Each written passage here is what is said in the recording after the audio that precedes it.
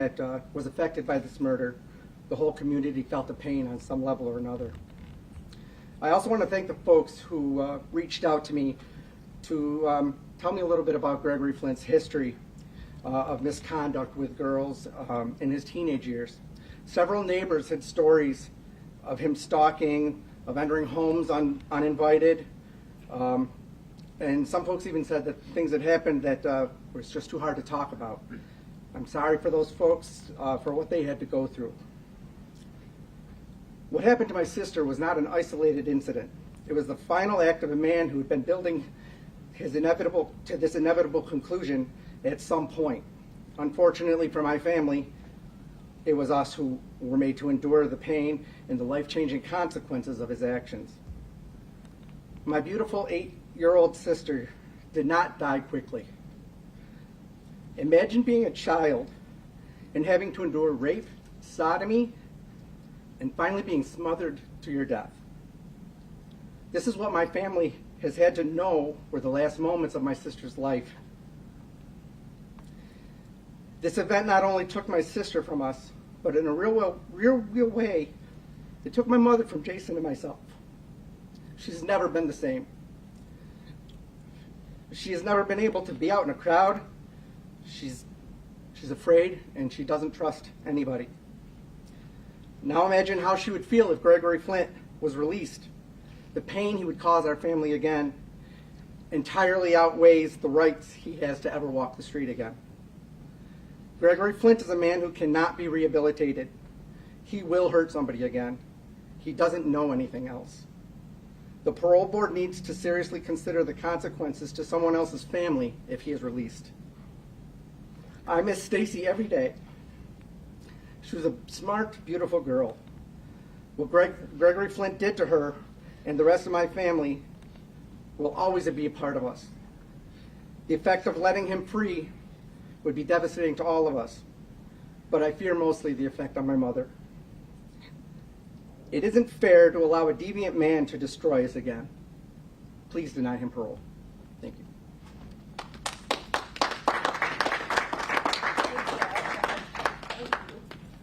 And now we'll hear from Staci's father, David Ackerman.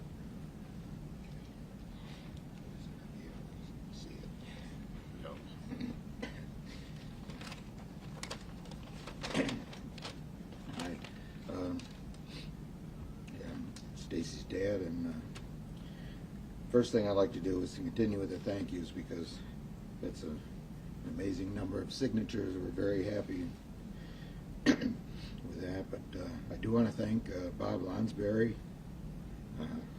Berkeley Green, who used their resources to help us, and to the district attorney's office and the victims advocates group for creating the petition so the parole board can have that to consider, and to those who signed the petition, relatives and friends of relatives, friends and acquaintances, past co-workers from my 40 years at Wegmans, to my Fairport classmates, and to friends from every church that we've ever attended. And I'm sure I'm missing some. There's so many people. And but those groups of people don't add up to the 10,000 signatures that we have. So many of these came from the community itself, people in the community who are supporting us and who also don't want to see him back out on the streets, especially in their own community.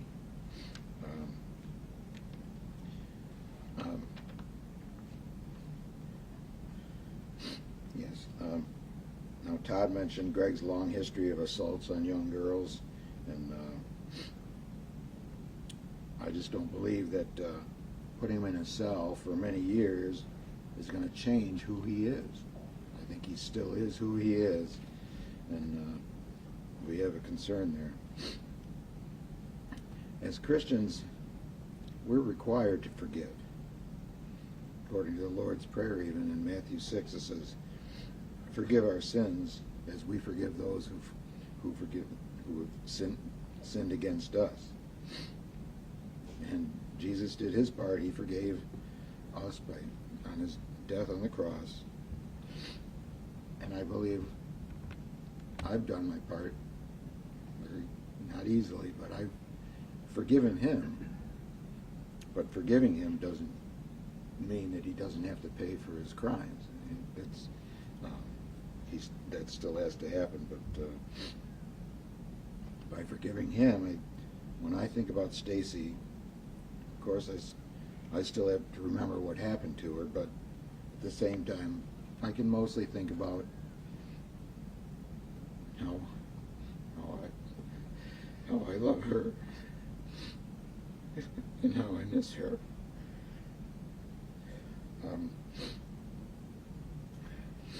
And I only say this part about forgiveness so that you understand where we're coming from. It's not hate.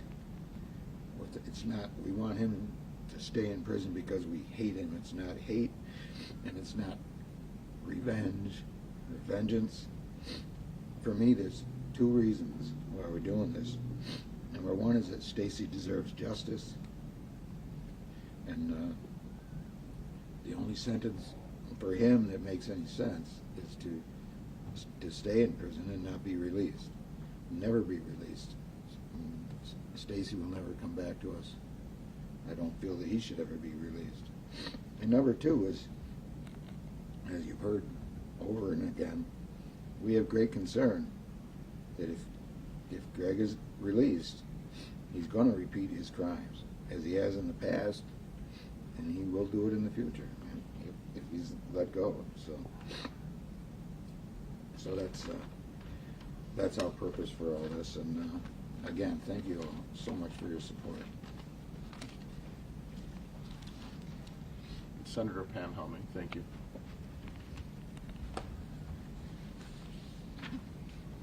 Good afternoon, everyone, and thank you to our district attorney for organizing this and getting the petition signatures out there. I want to say to Staci's family, I want to thank you for your unwavering strength and your support. It's just been absolutely incredible in the face of your unimaginable loss. As a mom and a grandmother, it is so hard to stand here and listen to this, and then as a state legislature to wear that hat and to just feel like so many times my hands are tied in trying to get my colleagues to make the changes that are absolutely necessary in this state to hold convicted criminals responsible for their actions. So I'm here today to show support for Staci's family and to highlight the changes that are needed to New York State's parole program. Right now, the way the system works is after an initial parole hearing, if there is a denial, the parole board can set the date for second reconsideration for release into our community for any date within 2 years. So in other words, the maximum length of time between parole hearings is 24 months, but it can be much shorter than that. So I ask everyone that you just take a moment and think about that. Put yourself into the shoes of Staci's parents.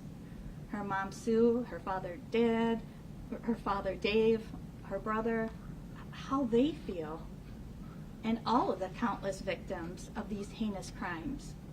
Every other year, or more frequently if it's ordered by the parole board, these families are forced to relive this horrendous, the worst nightmare of their lives, for the sake of impressing upon the parole board the need of keeping these dangerous criminals behind bars and out of our communities. No mother, no father, or any victim should have to endure that. No family should have to fear, as you heard, that the murderer who destroyed their world might walk free, might enter back into their communities. In this case, Gregory Flint, he's a violent predator. You heard that. He took the life of an innocent 8-year-old girl in her own home. He was found guilty and convicted of second-degree murder, first-degree rape, first-degree sodomy, and first-degree manslaughter.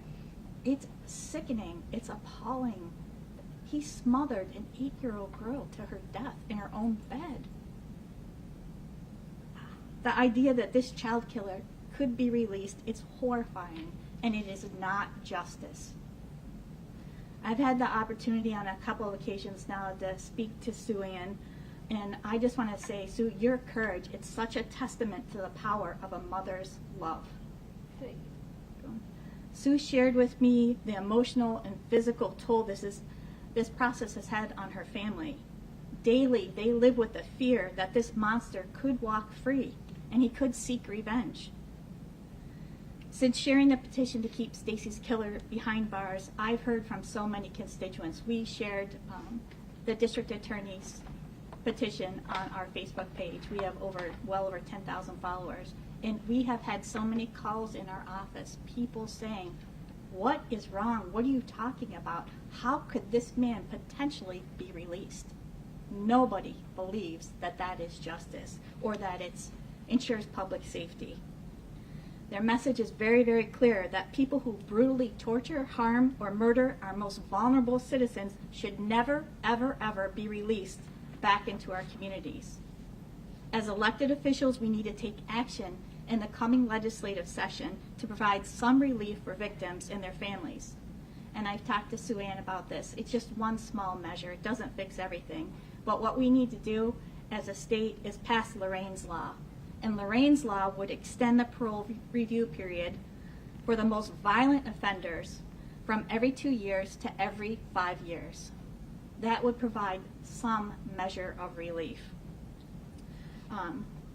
It would spare some of the moms and dads like Sue and Dave from some of the constant reopening of those wounds that truly never ever heal. Personally, I have always believed and acted upon that justice means standing up with the people who've suffered, not for those who have committed the crimes and caused the suffering. Elected officials absolutely must stop putting violent criminals ahead of victims. And this monster, Gregory Flint, should never be released. And to everyone who may be watching or listening, I ask you, do something simple. Go and join the over 10,000 people who've already signed that petition. You could find it probably through the DA's website. You could find it through my website or my Facebook page, Senator Pam Helming. Sign that petition and help us send the message to the parole board that Gregory Flint belongs behind bars and not in our communities. So again, to Staci's family, I want to say thank you so much for being so courageous and so brave and to stand up here in front of everyone and share your story in hopes of helping others, protecting others from something similar.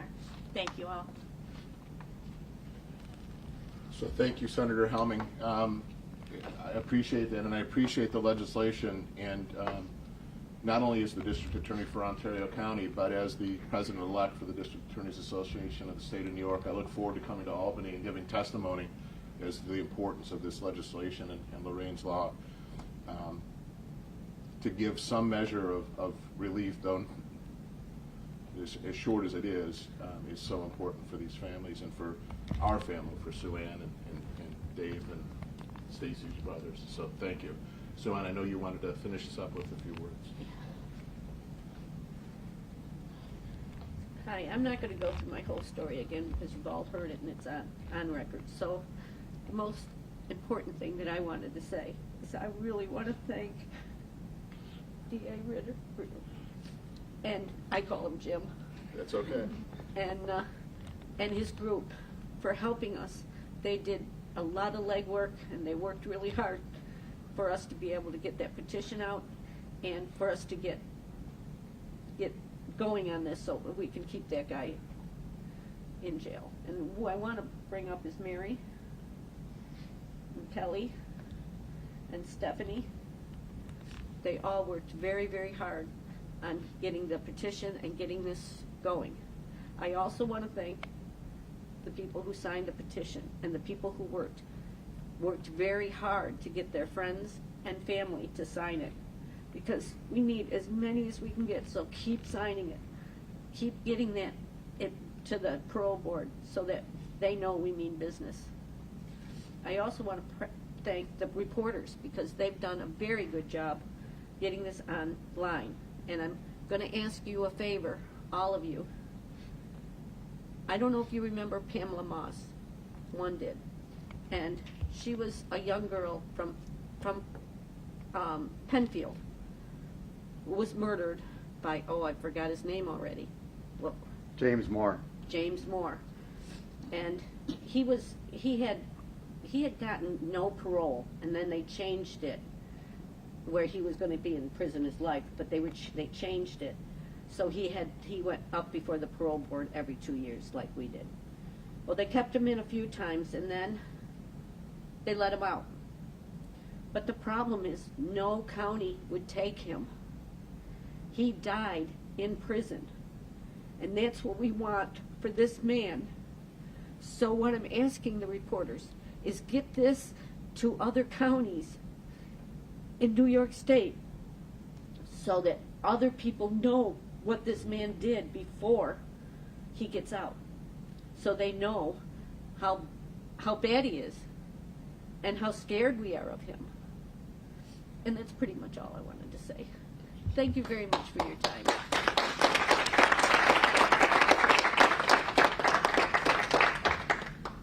Certainly, as before, we're available for any questions you might have. Last time, sir, you said you just can't fix this with Greg Flint. That statement obviously was very powerful. Do you want to say something like that again, like with his proclivities and things like that? When he gets out, he's been locked up for 40-something years almost. I mean, he's liable to probably do this again. You said you just can't fix his behavior. And I was referring to the fact on a number of levels. One is this is a much different world than it was 38 years ago.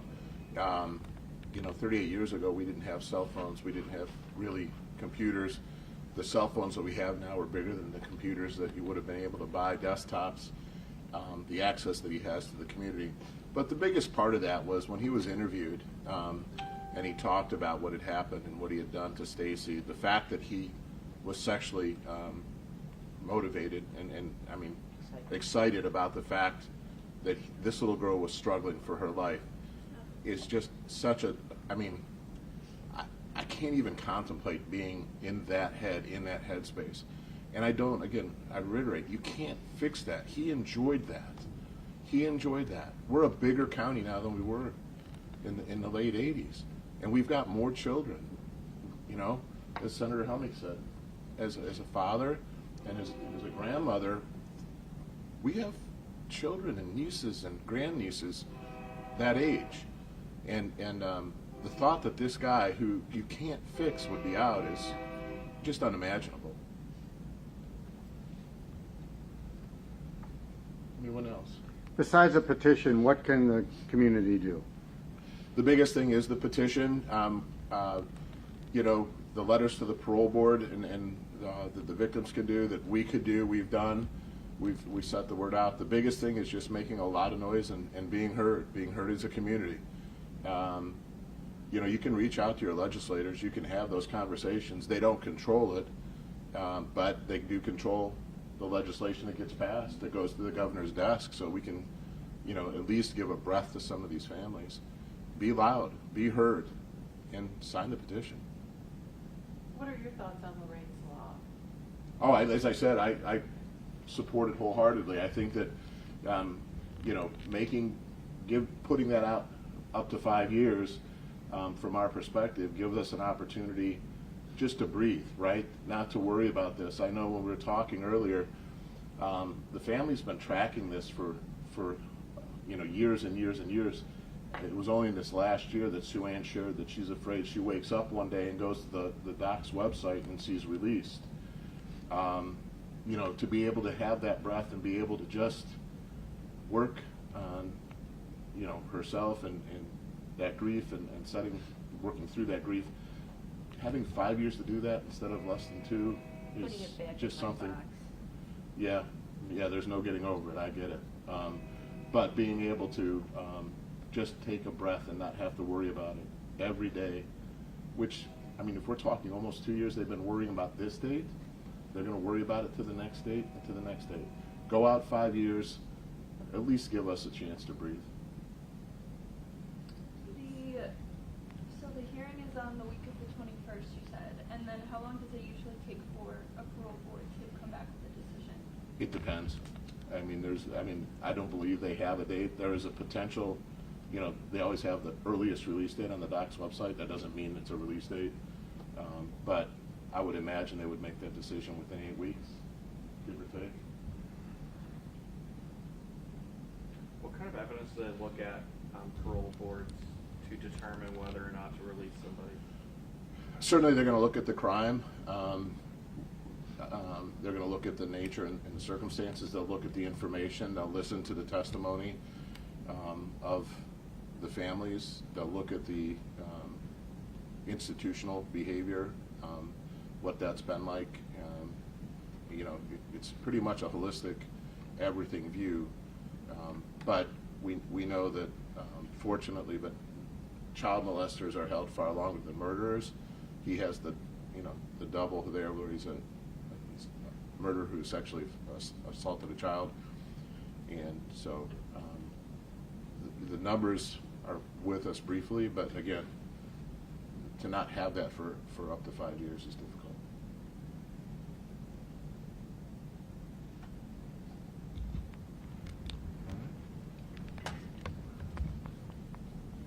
Thank you. Did good. I try.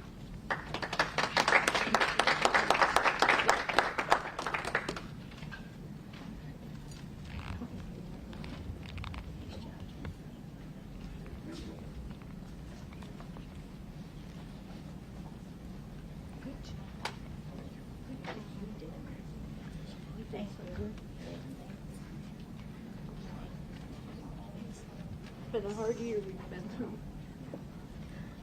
And we only got another year before we have to go through it again. Hopefully. Fingers crossed. Which is on the side. What's the difference between 5 times and 10 years?